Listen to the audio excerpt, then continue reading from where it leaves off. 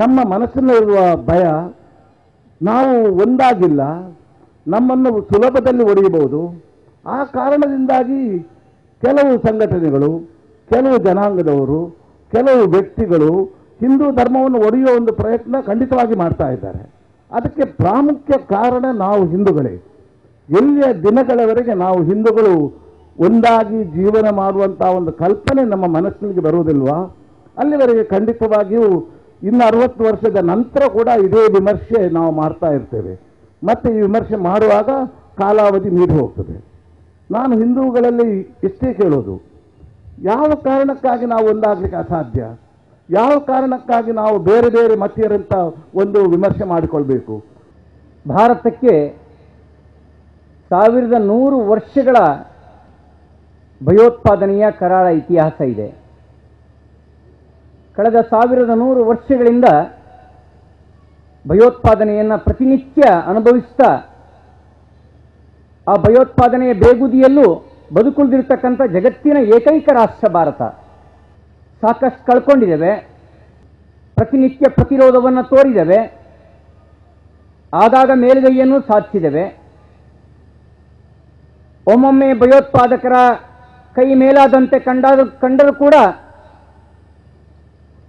ಒಬ್ಬ ಗುರುನಾನಕ್, ಒಬ್ಬ ಶಿವಾಜಿ, ಒಬ್ಬ ಹಕ್ಕಬುಕ್ಕ ಹಿಂದೂ ಹೆದ್ದರೆಯ ಅಲೆಯನ್ನು ಎಬ್ಬಿಸಿ ಭಯೋತ್ಪಾದನೆಗೆ ಮಣಿಯೋದಿಲ್ಲ ಅಂತಕ್ಕಂಥ ಹಿಂದವಿ ಶಕ್ತಿಯ ಸಾಮರ್ಥ್ಯವನ್ನು ತೋರಿಸುವ ಮೂಲಕ ಭಾರತವನ್ನು ಉಳಿಸ್ತಕ್ಕಂಥ ಕೆಲಸವನ್ನು ಮಾಡಿದ್ದಾರೆ. ಸ್ವತಂತ್ರ ನಂತರ 3 ರೀತಿಯ ಭಯೋತ್ಪಾದನೆಗೆ ಭಾರತ ಬಲಿಯಾಗಿದೆ. ಒಂದು ಆರ್ಥಿಕ ಭಯೋತ್ಪಾದನೆ, ಕೋಟಾ ನೋಟು, ಕೋಟಾ ಸ್ಟಾಂಪ್ ಪೇಪರು, ಕೋಟಾ ಸ್ಟಾಂಪ್ ಚೀಟಿ, ಈ ಮೂಲಕ ಭಾರತದ ಆರ್ಥಿಕತೆಯನ್ನು ದುರ್ಬಲಗೊಳಿಸಿ ಭಾರತ ತಲೆ ಎತ್ತದಂತೆ ಮಾಡತಕ್ಕಂಥ ಒಂದು ವ್ಯವಸ್ಥಿತವಾದಂಥ ಸಂಚು ಪಾಕಿಸ್ತಾನ್, ಬಾಂಗ್ಲಾದೇಶ್, ನೇಪಾಳ, ನೆರೆಯ ಚೀನಾದಿಂದ ಪ್ರಾಯೋಜಿತಗೊಂಡು ನಮ್ಮೊಳಗಡೆನೆ ಆರ್ಥಿಕವಾಗಿ ದುರ್ಬಲಗೊಳಿಸ್ತಾ ಇರತಕ್ಕಂಥ ಆರ್ಥಿಕ ಭಯೋತ್ಪಾದನೆ. ನಮ್ಮ ದೇಶದ ಶ್ರದ್ಧಾಬಿಂದುಗಳ ಬಗ್ಗೆ ಅಶ್ರದ್ಧೆ ಮೂಡಿಸ್ತಕ್ಕಂಥ, ಯಾವುದು ನಮ್ಮನ್ನ ಸ್ವಾಭಿಮಾನದ ಕಿಚ್ಚನ್ನು ಹಬ್ಬಿಸಬಲ್ಲದೋ ಆ ಸ್ವಾಭಿಮಾನದ ಕಿಚ್ಚು ಹತ್ತದಂತೆ ನೋಡ್ಕೊಳ್ತಕ್ಕಂಥ, ನಮ್ಮನ್ನೇ ದುರ್ಬಲಗೊಳಿಸ್ತಕ್ಕಂಥ, ನತಮಸ್ತಕವಾಗಿ ಮಾಡ್ತಕ್ಕಂಥ, ಕೀಳರಿಮೆ ಮೂಡಿಸ್ತಕ್ಕಂಥ ವ್ಯವಸ್ಥಿತವಾದಂಥ ಬೌದ್ಧಿಕ ಭಯೋತ್ಪಾದನೆ ಕಮ್ಯುನಿಸ್ಟ್ ಪ್ರಾಯೋಜಿತವಾಗಿ, ಇಸ್ಲಾಮಿ ಪ್ರಾಯೋಜಿತವಾಗಿ ನಡೀತಾ ಇರೋದನ್ನು ನಾವು ಕಾಣ್ತಾ ಇದ್ದೀವಿ. ನಮ್ಮ ದೇಶಕ್ಕೆ ಹೆಸರು ಬರಲಿಕ್ಕೆ ಕಾರಣ ಆದಂಥ ಆ ಭರತ ಚಕ್ರವರ್ತಿಯಿಂದ ಭಾರತ ಅಂತೇಳಿ ಹೆಸರಾಯಿತು ಅಂತೇಳಿ ಇತಿಹಾಸವನ್ನು ಕಲಿಸೋದಿಲ್ಲ.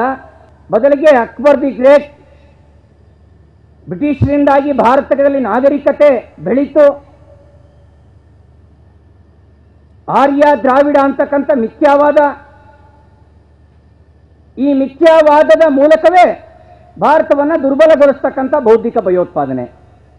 ಇನ್ನೊಂದು ನಿಮಗೆ ಗೊತ್ತೇ ಇದೆ, ಶಸ್ತ್ರಗಳ ಮೂಲಕ ಹಿಂದೂಗಳ ಮಾರಣ ಹೋಮ ಮಾಡಿ ತಮ್ಮ ಆಧಿಪತ್ಯ ಸ್ಥಾಪಿಸ್ತಕ್ಕಂಥ ವ್ಯವಸ್ಥಿತ ಸಂಚು ಬಾಂಬ್ ಭಯೋತ್ಪಾದನೆ.